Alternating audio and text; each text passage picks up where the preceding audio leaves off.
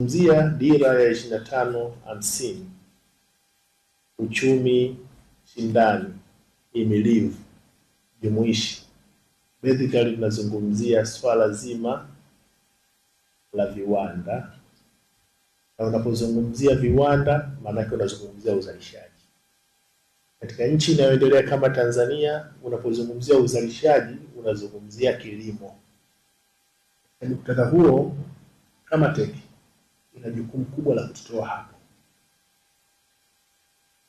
kwa sababu msingi wa Kamatech ni kama kituo cha kuhaulisha teknolojia ya zana za kilimo na teknolojia vijijini. Bado nakiri kwamba kuna kazi kubwa ambayo tumeifanya, lakini kuna kazi kubwa mbele, na hasa katika kurealize dira ya 2020. Nimefurahishwa na jitihada ambazo mmezionyesha. Nimeiona ile trekta ambalo lina engineer. Tuondoke kwenye matrekta maonyesho, kama ni kutafuta wabia kwenye halmashauri, kwenye wilaya, kwenye vijiji, tufanye hivyo ili matrekta kama yale yawe mengi, na Mtanzania anapenda kujifunza kwa kuangalia.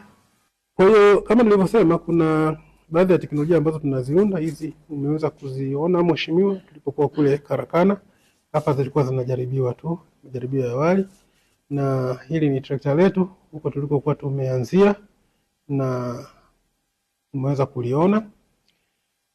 Lakini sasa hivi Kamatech inaandaa majawabu ya ukosefu wa ajira na kipato. Kwa hiyo Kamatech ina concentrate zaidi kwenye kuja na majawabu hayo, ambapo tunaamini kama tutapata hayo majawabu, basi tutakuwa tumelitendea vema taifa letu.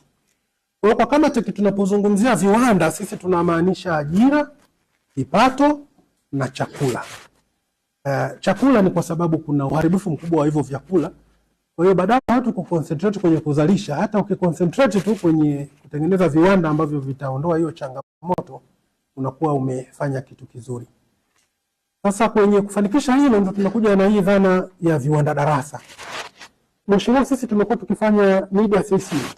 Tunaangalia uhitaji wa teknolojia kule vijijini kabla ya kuingia kwenye kuunda. Kitu tulichogundua, watu hawajui kabisa hizo teknolojia.